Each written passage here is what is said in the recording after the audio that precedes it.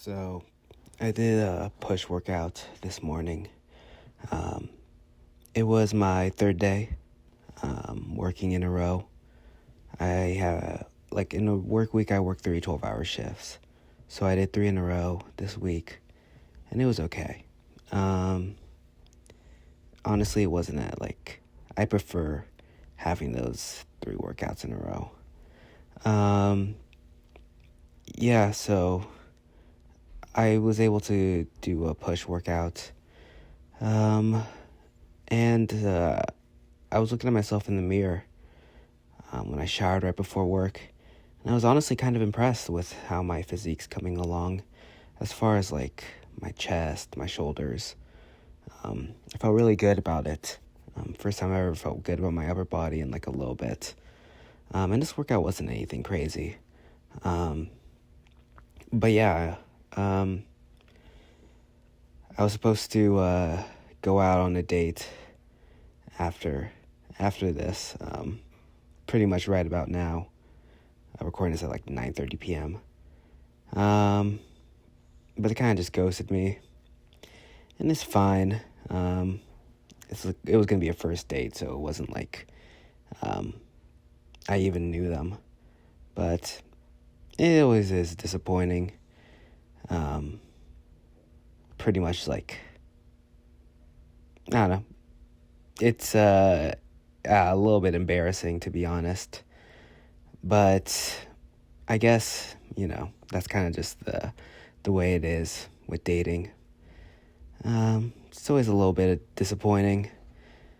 I spent a lot of like my time, like as an adult, in relationships, kind of like one of those serial monogamous type people, always going from like one relationship to another relationship. So the past year, I've spent single like 12 months now, and I was really excited to do this, be like, I don't know, a little bit more comfortable being alone. But sometimes it's really nice, because the worst feeling is when you're in a relationship and you don't you feel trapped. It sounds bad, but yeah, I don't know, you're annoyed with your partner and you just don't wanna talk to them. You just want to be alone. So there's always pros and cons to both. But so it's just a little disappointing. Um, it's always a lot more fun in your head. The idea, dating, being single, the harsh reality, it's a lot more stuff like this. You make plans with someone, and then 24 hours before, they just stop responding. Stuff like that. So, it is what it is. Gotta start doing 2-a-day workouts, to compensate. The good news is that, before, I had pretty bad coping mechanisms, like, I don't know, stress from work, stress from my personal life. It's a lot of drinking. So I don't drink anymore. I don't smoke anymore. Work out every day. Those types of coping mechanisms are a lot better. Yeah, so today at work, I work 12-hour shifts, and at the end of the shift, I could tell like the date was not gonna happen tonight, and I was just like, dang, maybe I should just keep going another 4 hours. We can why not make it like a 16-hour shift? But honestly, yeah, that was just delusion. I'm extremely exhausted. I do not want to keep working. I wasn't just trying to find something to take my mind off of it. So yeah, I mean, it just is what it is. Always a little bit. I think probably the biggest thing is just embarrassing. It's not even like I knew the person at all. I literally never met them before.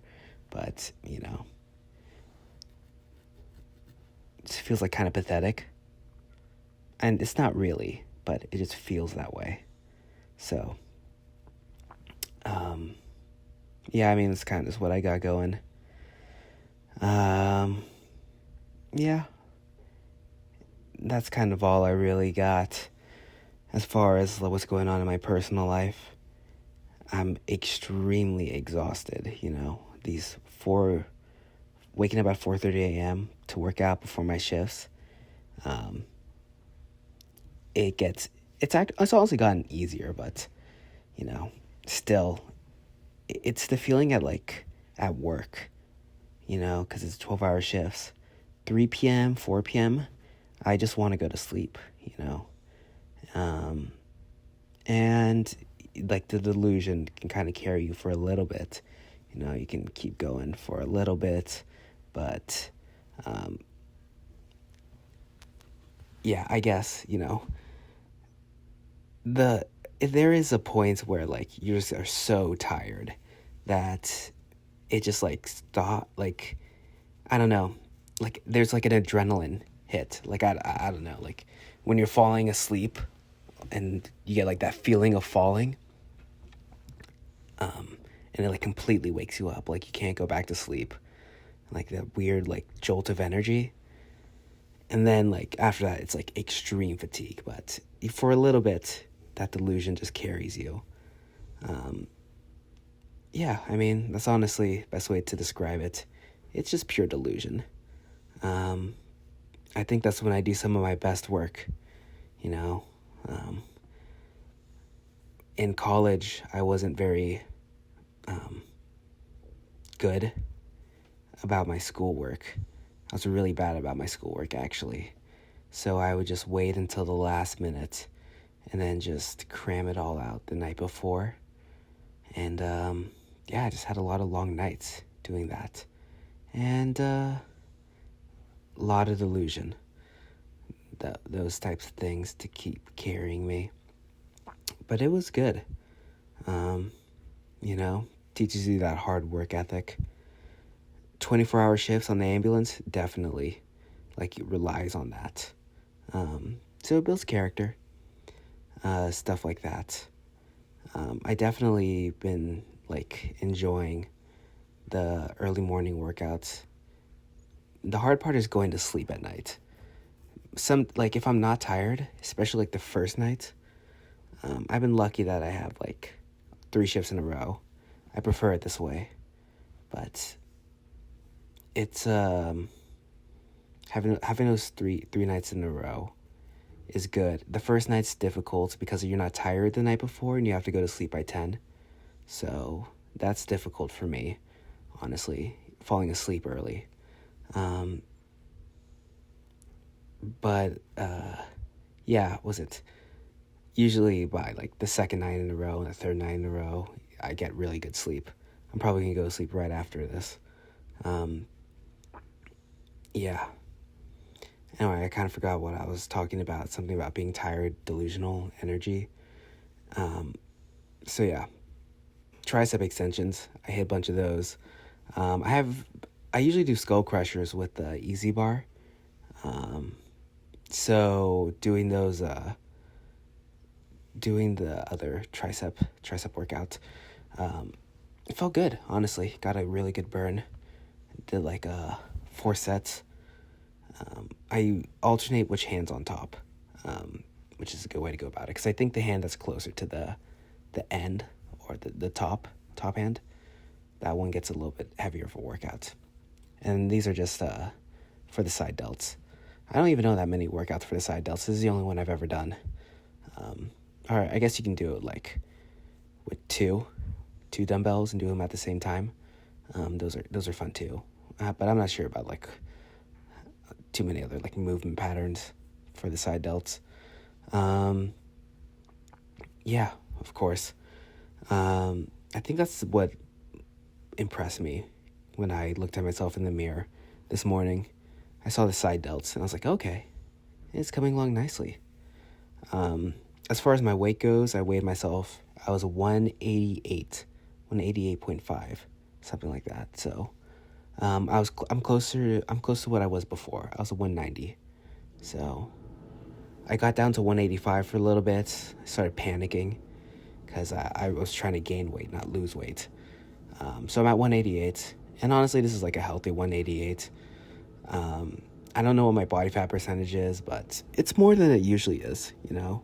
Usually I have like extremely visible abs. But right now, nah. But it's okay. I'm definitely not like chubby or anything like that. I wouldn't even mind if I was, but it looks like it's mostly muscle that I've gained. It's interesting. I was 170, you know, at the start of this journey. I think this is day 80 now. I'm getting close to 3 months. But yeah, I mean, it's crazy. I've gained about 20 pounds, pretty much. So, I mean, it feels really good. My legs are just tree trunks right now.